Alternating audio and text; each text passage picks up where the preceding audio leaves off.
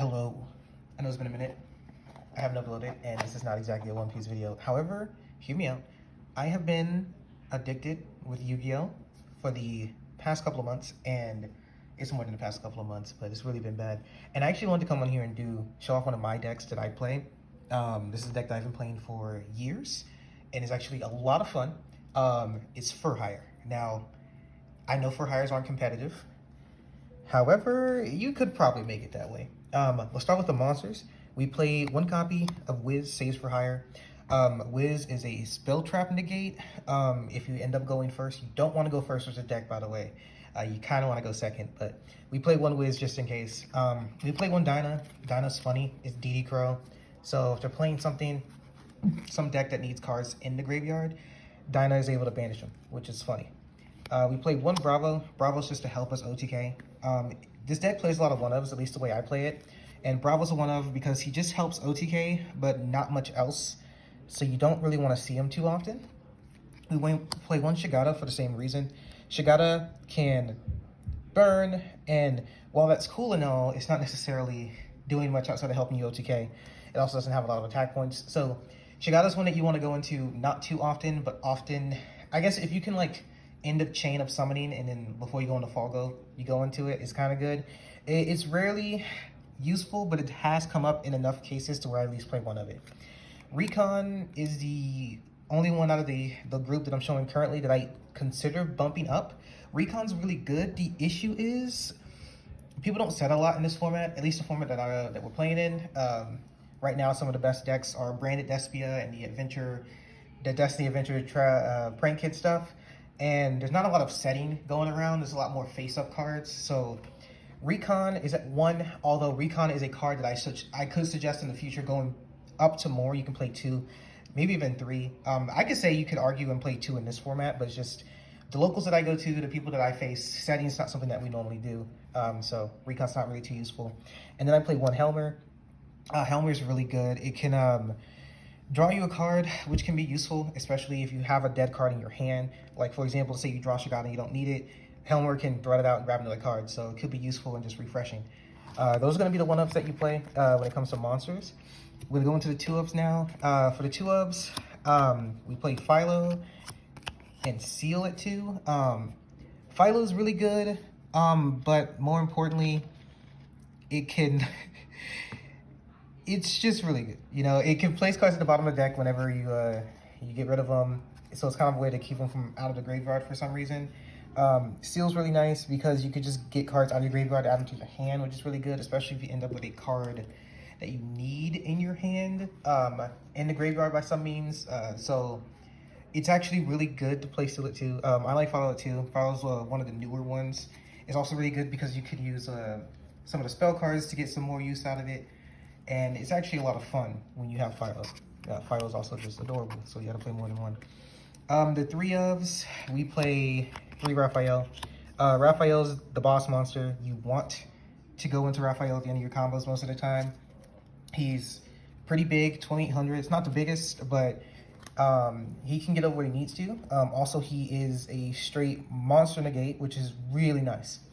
You really need Raphael in your combos if you expect to get away with anything.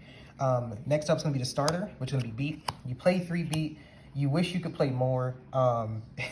Beat's how you get your whole thing going. If you have 2 for hires in your starting hand and Beat's one of them, you can do like full combo essentially.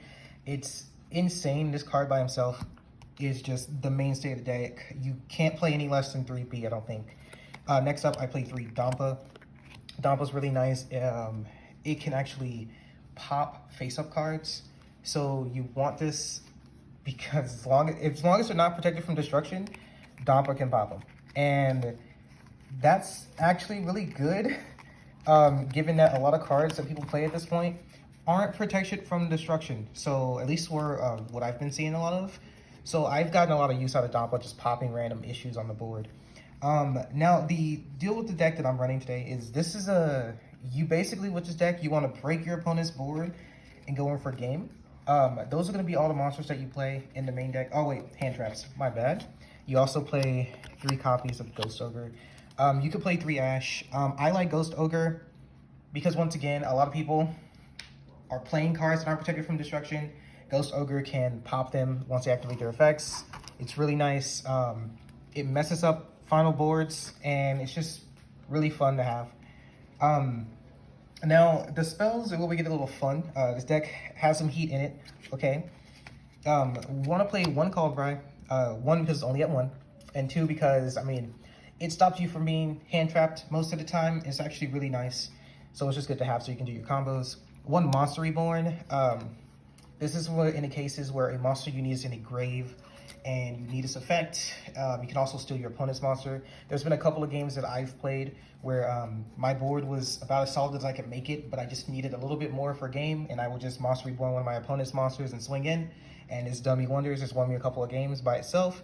Monster Reborn is a good one up to have in here. Next, Reinforcement of the Army. Remember how I said you wish you could play more than 3 copies of Beat? This is your 4th copy. Beat is the only warrior in the deck, and so it essentially Surge Beat. It's really good to have. You can use this as an ash bait, so if you have Beat in your hand, and you activate this before you normal summon Beat and you ash it, that's good, because then when you go into Beat, your combo is open, because ash is only once per turn. Next, we play Harpies. You don't want to run into back row a lot of the time, and Eldritch is still out there, and I'm just going to say, Harpies have helped me. This card has helped me in a lot of games. There's been a lot of games where people will try to shut me out using floodgates and stuff, and especially with Skill Drain being back, I feel like Harpies is a must run. Now, here's where my build gets a little dumb. I run triple Raigeki. I feel like I need to show people that this card deserves to stay at 1. This card is so good. People forget, and especially when you double Raigeki someone. You know, they negate the first one, they never expect the second one, and I feel like a one-sided just board wipe is good.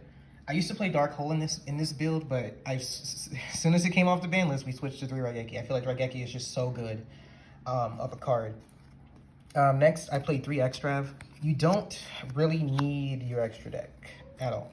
And I feel like Extravagance is a good way to draw cards when you need them. So I feel like this is just really good to have in a deck. Like I said, you don't need your extra deck.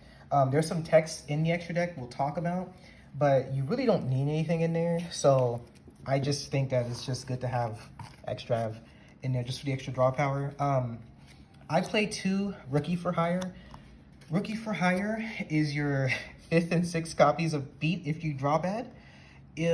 Basically, if you have a for hire monster, you contribute it and summon a for hire that's 1 level above or below it. So if you have 1 second like Dampa or Recon, you can go into Beat. Or if you have Seal or Helmer, you can go into Beat.